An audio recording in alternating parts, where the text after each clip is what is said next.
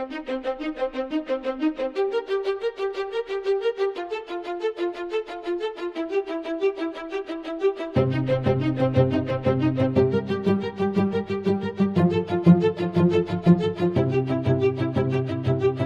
everybody, it's Wednesday, March the 6th, 2024, and this is How to Restart a Church, a spin-off podcast where I, Pastor Trey and usually Pastor Emily Larson, talk about how to make church happen or how to make church happen again. This week, we are in topsy-turvy world.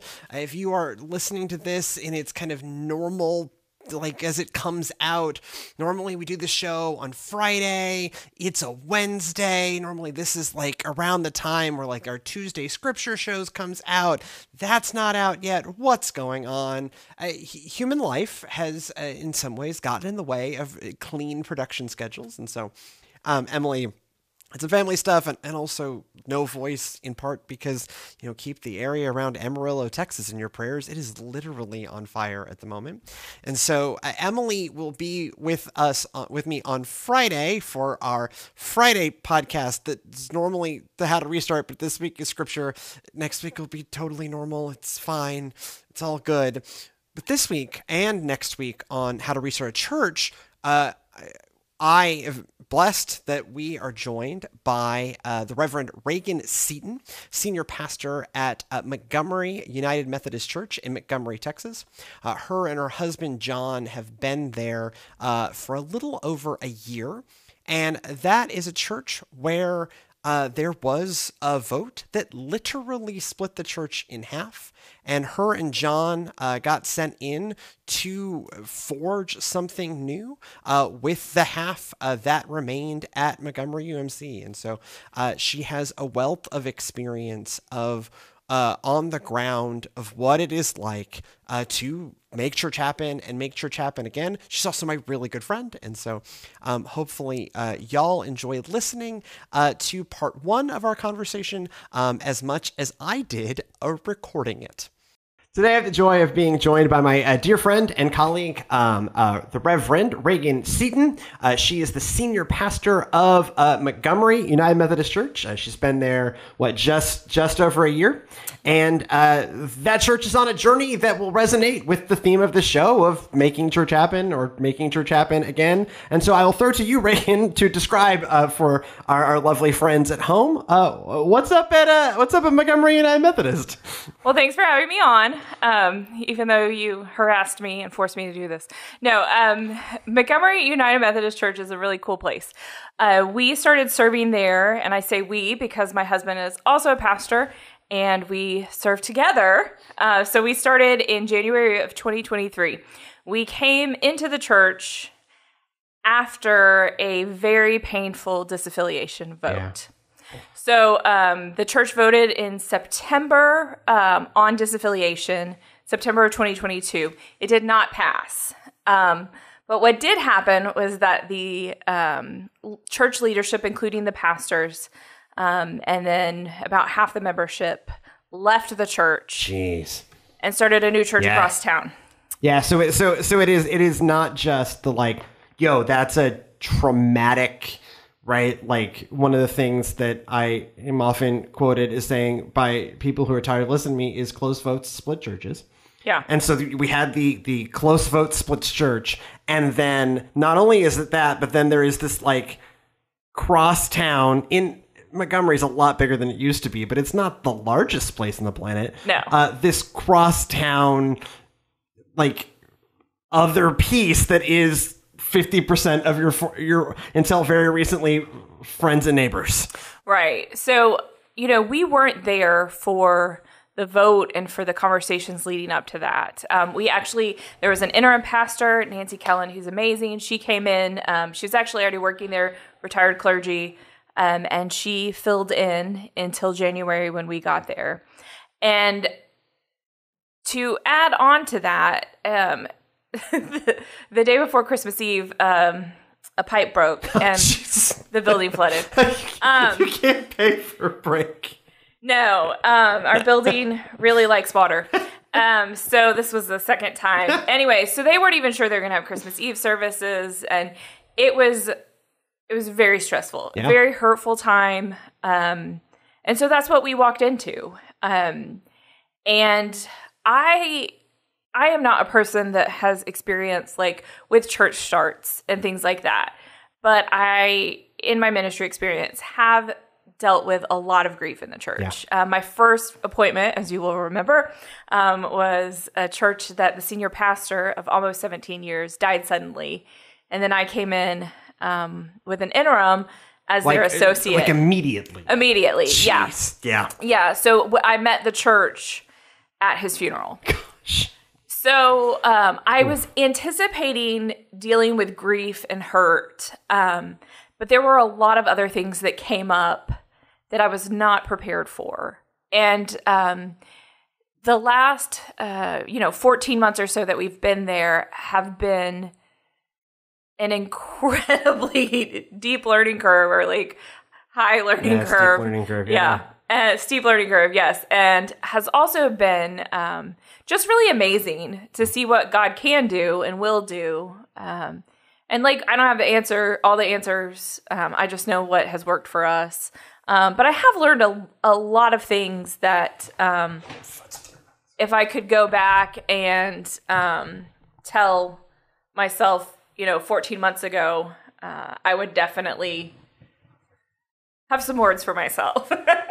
Well, I have not done something that a lot of United Methodist pastors, we had the folks from Amarillo United Methodist Church on a few months back, and they were the kind of reverse of that, where the one group, the group that kept the church was the folks that went to the Global Methodist Church. They were a new church start across town, meeting at a Presbyterian church, but it is like, it's a skill set that is, I think, in some ways part of what led us to create this segment of the show. Is a lot of people, and we know the United Methodist world because it's the water we swim in, but and a lot of folks in the kind of post-pandemic world find themselves to be new church starters, new church planners, and church healers. I served it. We've been on the show a lot, but we talk a lot about Grace Church in Palestine, right?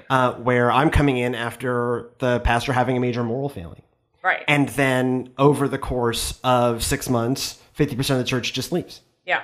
Some of which blaming the previous guy, and some of which blaming me. It was really even mix of. It was a really great time for you personally. I remember. Yeah, no, it was really positive. Real positive. Really good for your mental health. Yeah, no, I usually, and this is not, I usually describe it as I got dumped 150 times in 6 months. Right. I was just like, I started to just fear my own office because I just kept getting dumped in my office. Sometimes they had the grace to say, it's not you, it's me. But a lot of the times they would go, but did they mean that? Well, no, that was the way better version, because plenty of people were just like, no, it's not us. It's definitely you. It's definitely you. It's a you problem. Because you are hurting and you have displaced your anger onto me.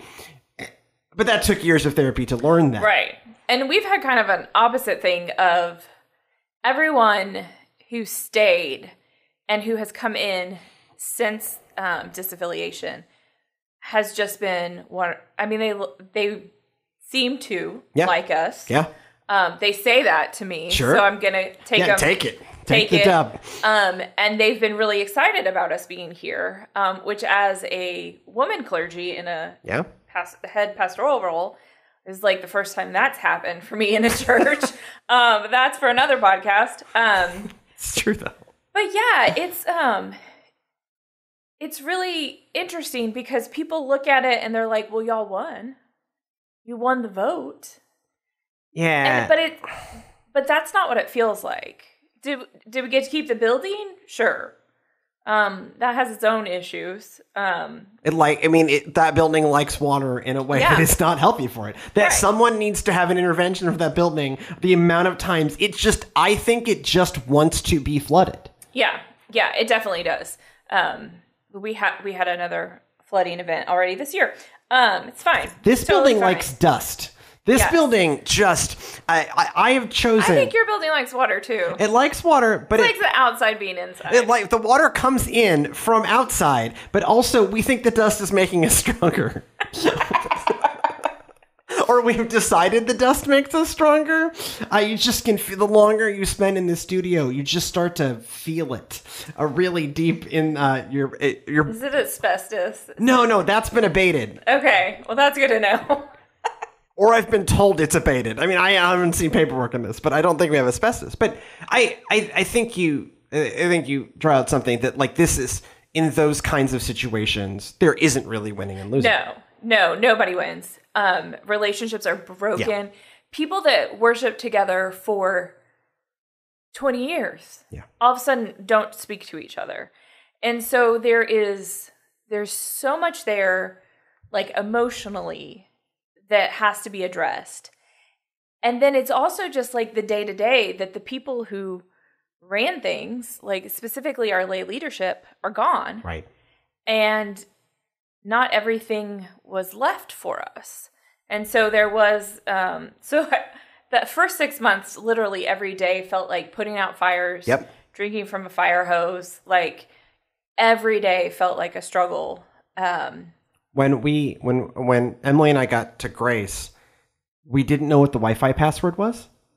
And no one knew what the Wi-Fi password was. There was Wi-Fi. There was like a guest network and a office network. Nobody knew the password for the office network. And it took us a year to guess the password. Oh my God. Because the people who knew that password were some of the people who left, and either definitely weren't going to talk to us, or were unlikely. No one knew. Yeah. So we had that, but with credit cards. Yeah. You remember, I told Trey about this, but yeah, trying to get not my name on the credit card, right, but our new finance people on the credit card was an adventure. So I could go on and on about all that. Mm-hmm. And I really, like, I don't think it's healthy to just wallow in all the missteps and all the mistakes and the hurt feelings. I really think we've got to be honest about it, honest about our hurt. Right. It's still there. And whatever caused that hurt is real. Right. And you don't just get to just declare that hurt over whatever caused it. I mean, y'all's disaffiliation, ours was a major moral failing. Here at this church, it was kind of decades of decline, right? Whatever, it is beyond just that specific kind of trauma to that trauma it is real, and it is going to continue to be felt for a long time. I mean, it took 18 months at Grace before we could have a board meeting that wasn't in some ways talking about the crimes of the past.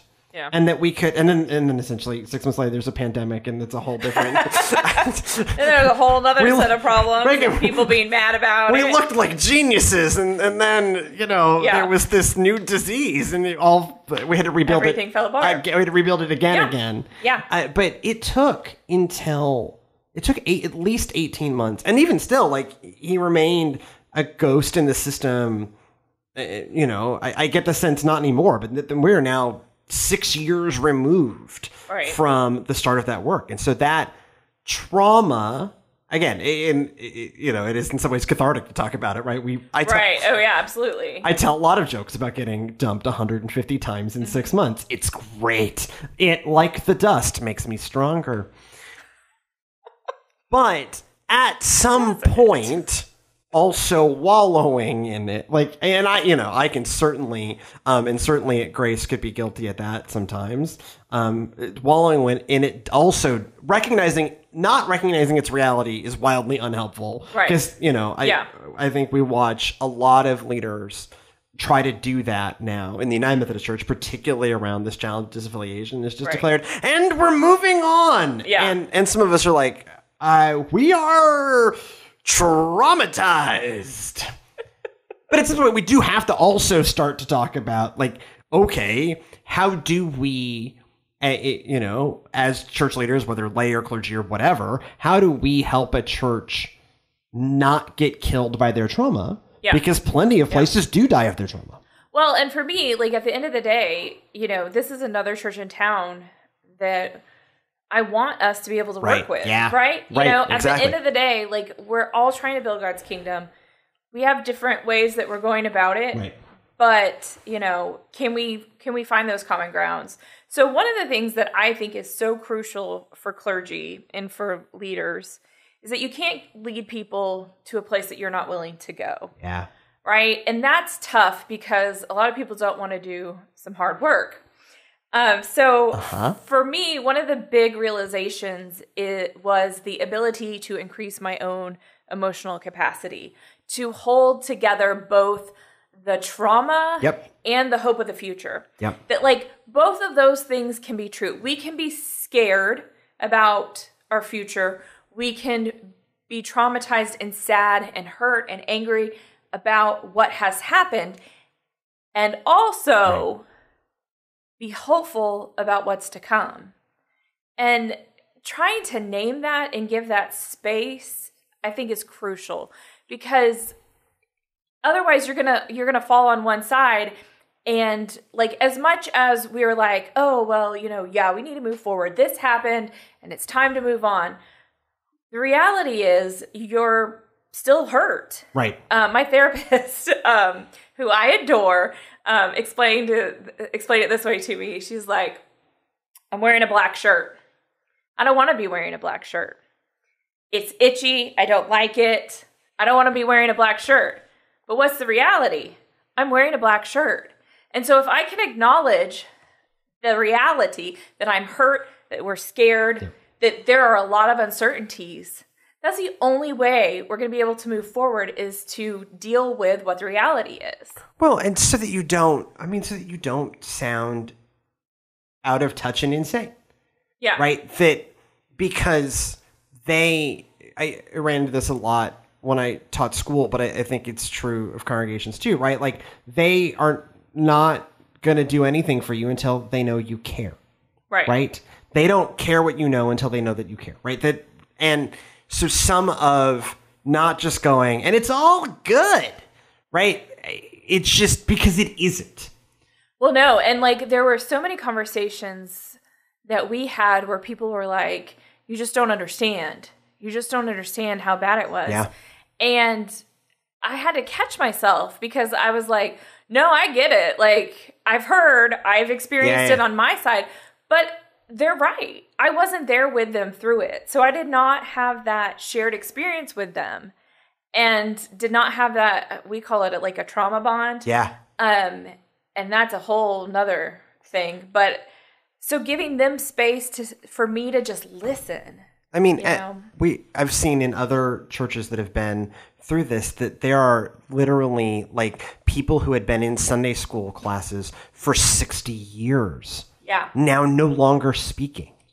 And, like, we can hear that. And, I, from a distance, watched, like, my parents go through a version of that with my home church. We got some people from your home church. And I'm so glad they're there. Because you are far closer than I am. And the traffic's better. But it is, like, especially if you are not the clergy that led them through that season, we don't know, we don't get to know. And so there is, that kind of that listening component that, like, no, that sounds terrible. A week ago, you looked to your left, you looked to your right, and there were these people, and now, basically you've been through the Thanos snap, and 50% of the people have gone. And what they're not going to hear from us is, no, we went through that with our friends and colleagues of, a decade or more. Yeah. Like, we went through our own version of that, where you look around and go, man, 50% of the people, many people who I called friend are not here, but they're not. That is not going to land. And so instead you listen. Yeah. And I think the ability to slow down. Yeah. Right? Like, I'm a fixer. Like, give me a problem. Let's get it done, Yeah, on last week's show, Emily and I talked about that our expertise is programs. Like, God, like, give us a program. Like, we got to where we are in life as a team and separately because, man, we're good at programs. And we read this, like, really incisive article about, like, actually being the church is not just going to be a program. And basically, I want to go, darn it, why can't it be? Right? I'm so good at that. Well, no, and I think, like, you're rewarded when you come up with new ideas and you do all this stuff and you're just, like, blowing and going. Works and righteousness, like, baby. Yes. And sometimes it means that you got to just slow down. Yeah. And sometimes that means slowing down your congregants, too. Mm-hmm. There were some things that, people were kind of pushing and... you don't want to have, like, some kind of big conflict about it. And so you're just like... And certainly these folks are perhaps not in a mental headspace where big conflict is going to be in any way healthy, right? Because they've been through this giant earth-rending conflict. We would definitely talk about that in a second, too. But just trying to, like, slow them down of, okay, like...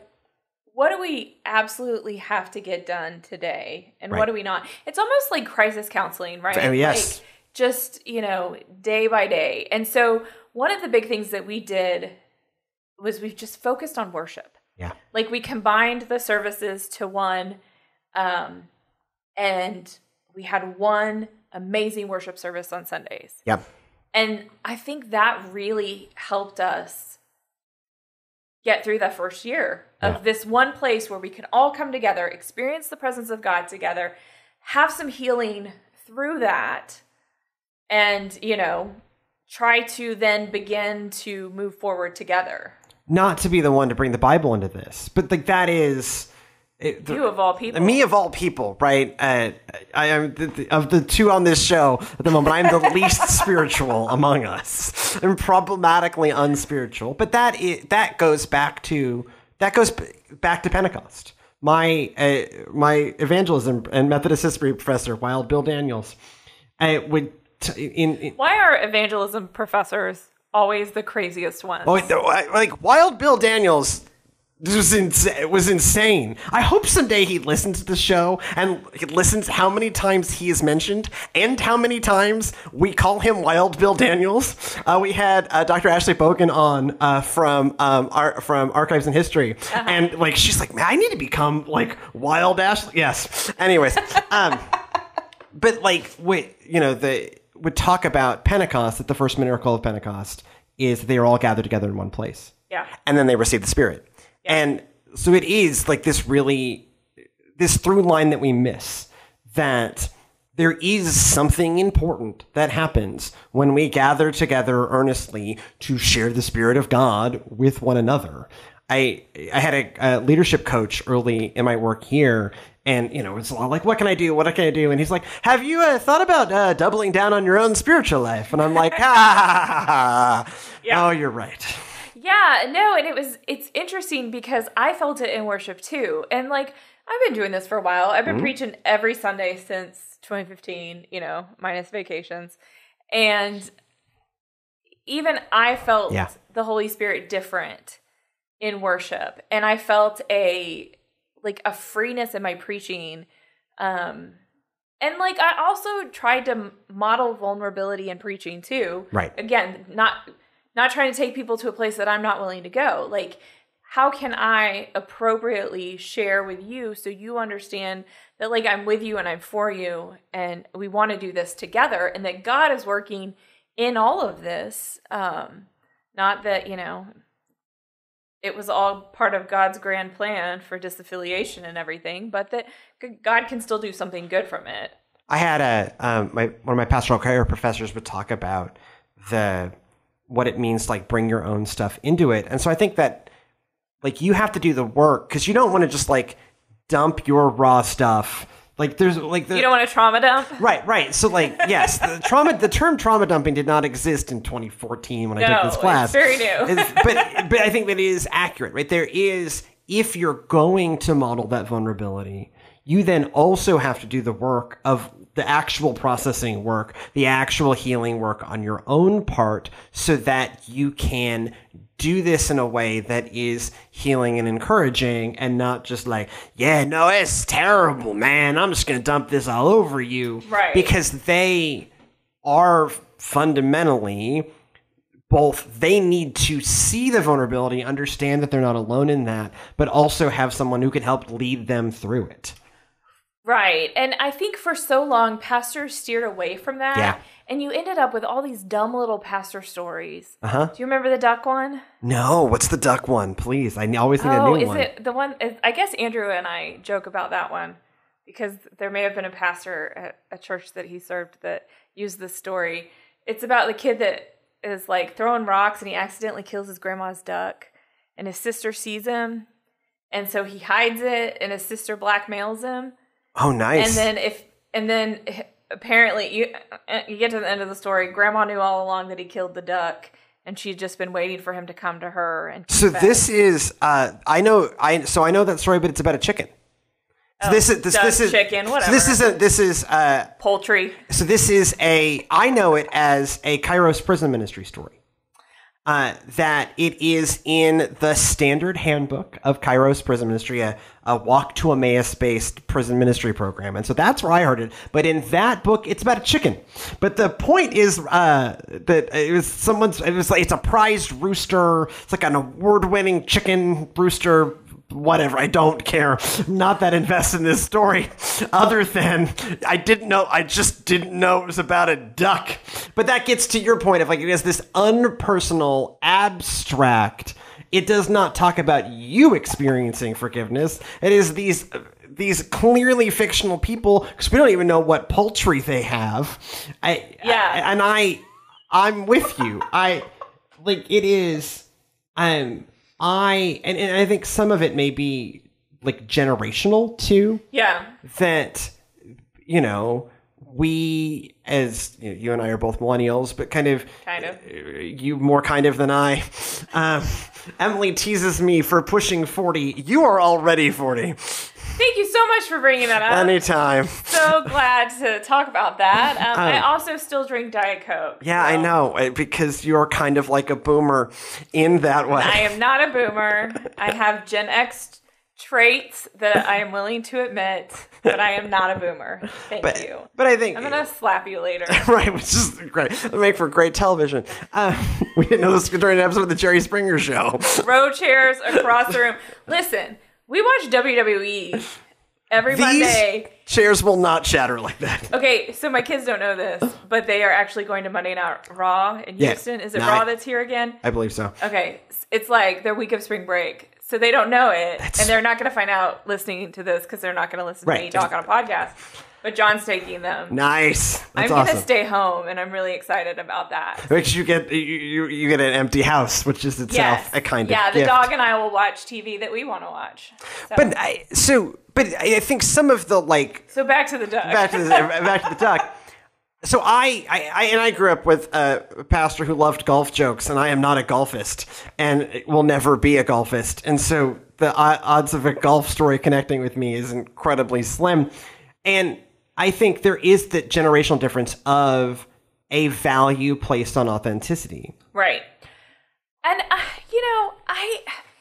it's funny because, our congregation is not, super young. Yeah. And I have found that, I don't know how not to be myself. Sure, right. Nor should you. It's too much effort to try to pretend I'm not crazy. Right. And look, Raegan, I could get rid of this dumb hair. I could get rid of this dumb haircut anytime I wanted. I could get rid of this dumb haircut at any moment, and I don't. I thought you were going to talk about your dumb shoes. No, well, you can't. They can't see the dumb shoes. I could also get rid of the dumb shoes. I could wear shirts that cover the tattoo. I could stop bringing the tattoos up if I wanted to be normal. You could not wear corduroy and flannel while we were in Greece and Turkey. I wore t-shirts when we were out walking around. I did. That's true. Were you wearing corduroys? Yeah, the whole time. Yeah. Okay. I had two my point stands. Reagan, I had 2 pairs of pants on that trip, way inside her baseball. I had 2 pairs of pants on the trip. Both were cords. I brought shorts. Because it was hot. It was so hot, y'all, and he's in pants. I'm in pants in summer here, and it's hotter than it was in Greece and Turkey. Anyways, Back to the duck. The longer I have been in this job, the less I have cared about, like, what I'm supposed to look like, because the image I'm supposed to achieve. And sometimes I run into the really annoying, like, you're the pastor, which is just. I just get that because I'm a woman. So. Right. So this is not a uniquely me problem. But also, like, none of that pretending bore great fruit in my life or in the life of my congregation, right? Like, if I am supposed to, like, genuinely relate to you a faith that I genuinely hold, then I should probably do it as genuinely me, or else I am creating a fiction, and if I'm creating a fiction with that, what else am I creating a fiction with?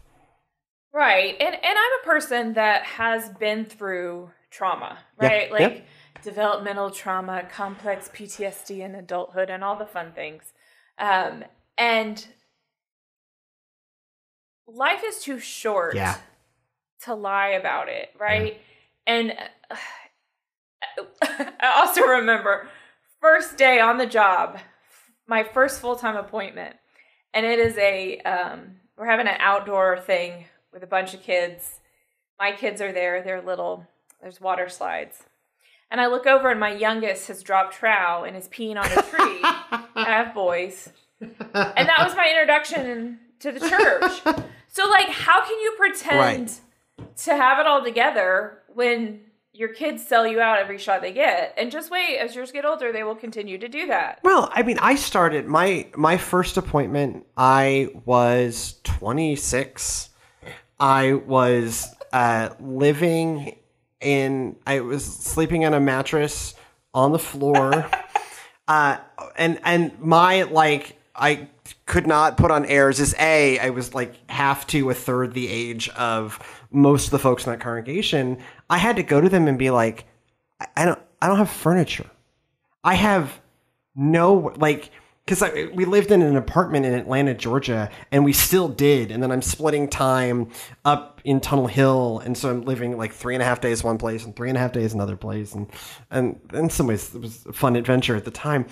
But I had to go to the congregation and be like, I don't have anywhere to sleep.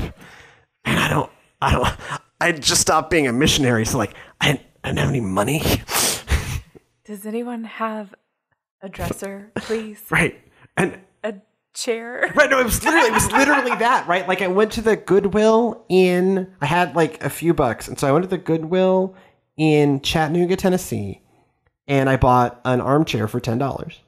And that nice. Do you still have it? No, I left it for the next pastor who was also a grad student and also didn't have furniture. So we just, like, I did not move any furniture out of that house. It was just like, hey, friend, guess what? Free furniture. It's Furniture Jubilee. You got it.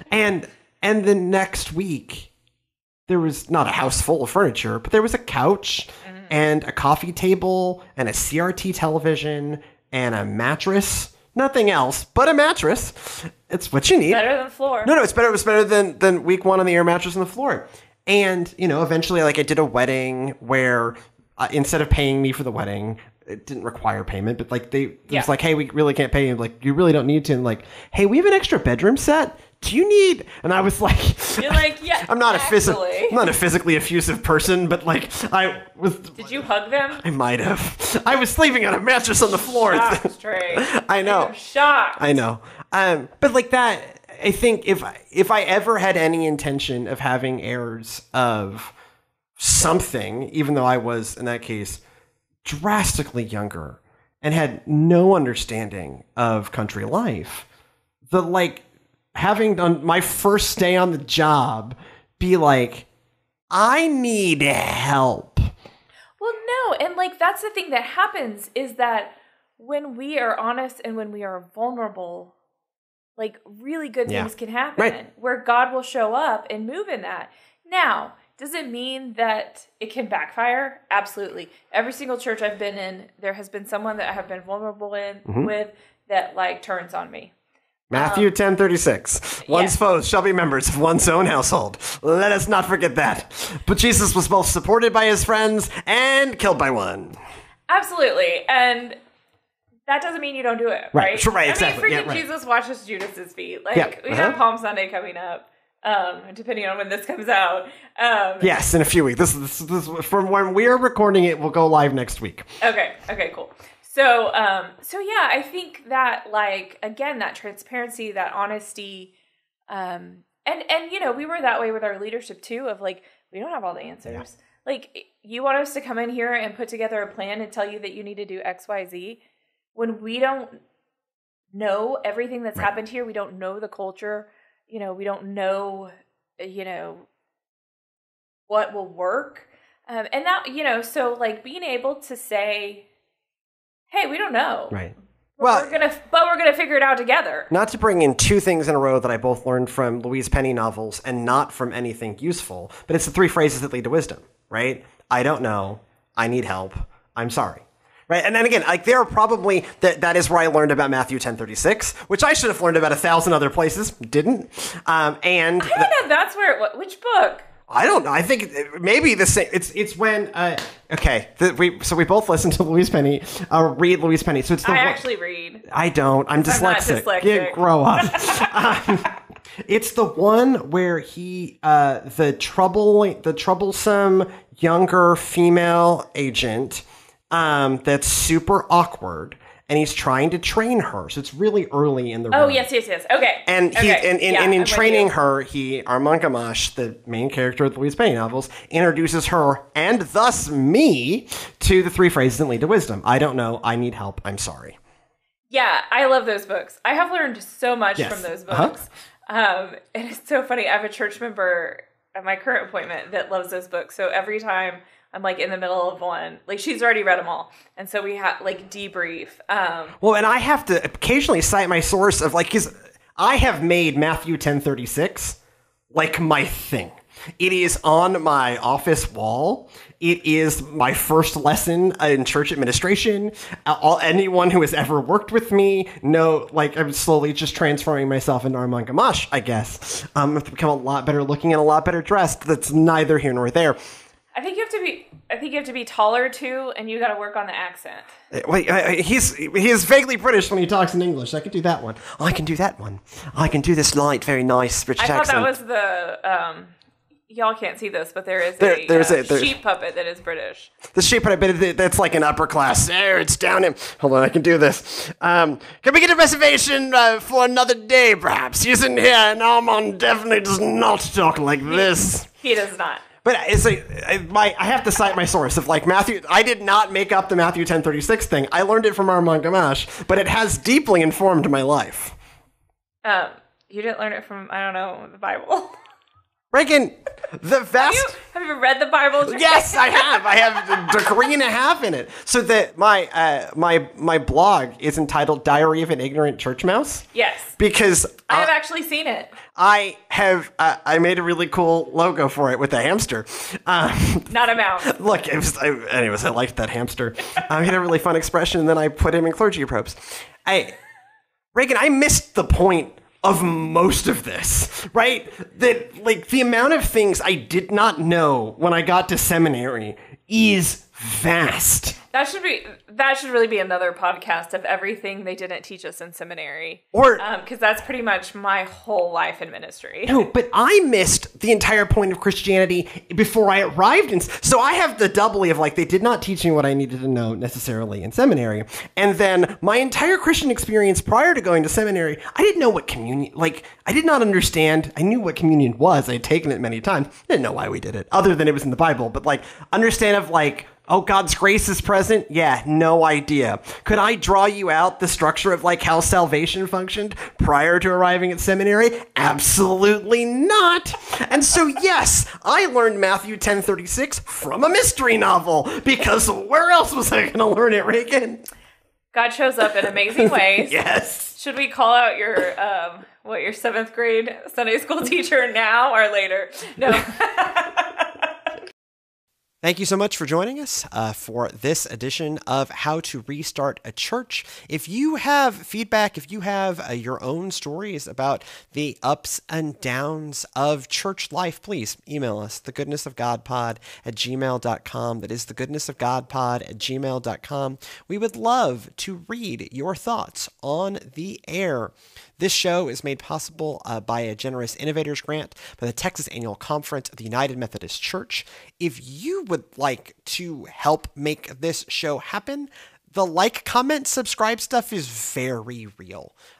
We would love your feedback, but also, the more you interact with the stuff that we do, the more the algorithms tell other people about what we are doing. Also, 5-star reviews on Apple Podcast does that same thing of pushing us up. And making us just more visible, which helps us, go further. If you want more of what we do, it's kind of out Servants Now on all of the places. And so Servants Now on Facebook, Servants Now on YouTube, and servantsnow.org on the internet are the 3 best places to find us at the moment. Also, go in peace to love and serve the Lord. We'll see you next time.